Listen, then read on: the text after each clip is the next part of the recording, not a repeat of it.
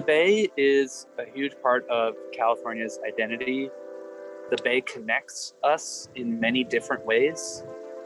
It connects us through our watersheds. Our economy relies on shipping and import and exports. If the Bay is polluted, it might not affect you, but it might affect a community in the Bay Area. The Bay is habitat for many different species, plants and animals.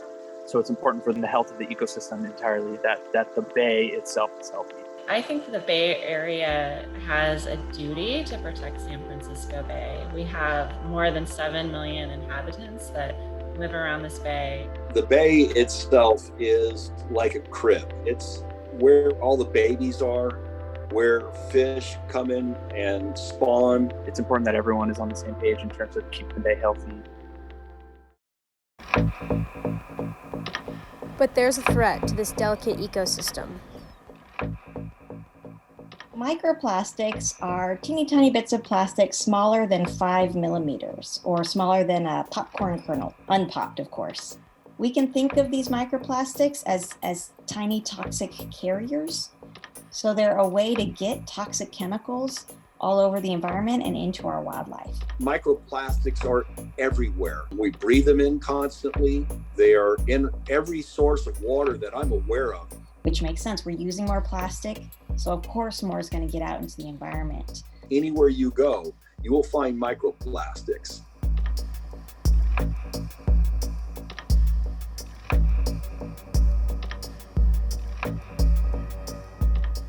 I think the fact that we can't see microplastics does make it sometimes hard to conceptualize how these things are getting out to the environment. We think what's going on with San Francisco Bay and why we might have more microplastics is that, first of all, we've got a really dense urban population. Then we've also got this kind of unique geography compared to a lot of other water bodies where the interchange with the Pacific Ocean is pretty constrained. The fast fashion industry has really impacted the amount of microfibers that are getting into our ecosystems because a lot more garments are being produced than we need. By almost definition, fast fashion is made to be cheap and worn for a season a few times before it falls apart. And those items are never made with silk. It's probably made with polyester, which is cheap. If they're promoting that churn of crappy product made with, crappy materials, they're contributing to the microplastics problem.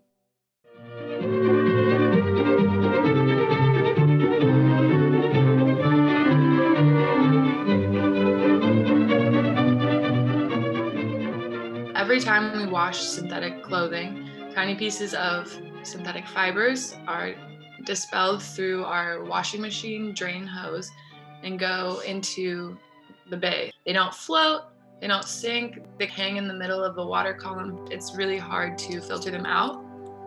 With everything that I've worked on with plastics, with climate change, with anything that really matters in the future, unfortunately, the problem exists because there's a profit to be made. If an animal ingests them accidentally, because they're a filter feeder, then they may actually be exposed to more than just the chemicals that are on that fabric itself.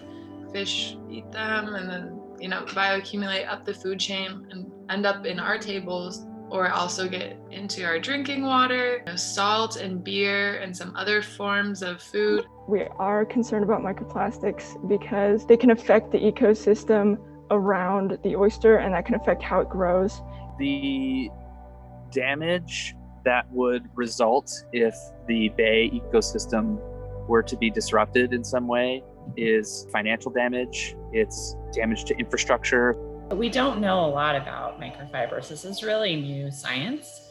We've only, in the last few years, as a society, really been studying them. We're still learning more and more every day.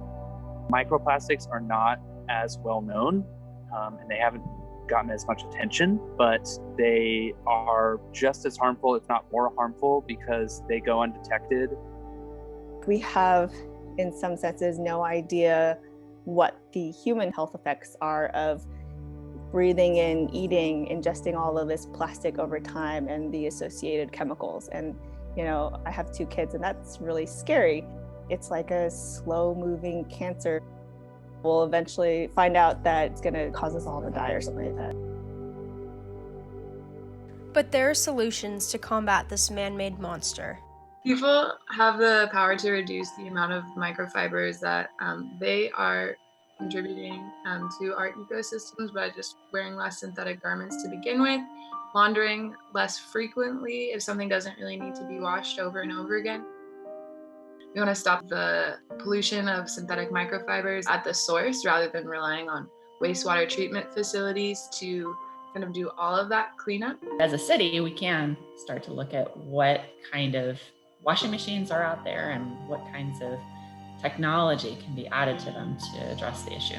I do think that if more people get knowledgeable about the effects that microplastics and other pollution is having on their local businesses, that they might be more concerned about protecting the environment and maybe increasing some kinds of governmental regulation.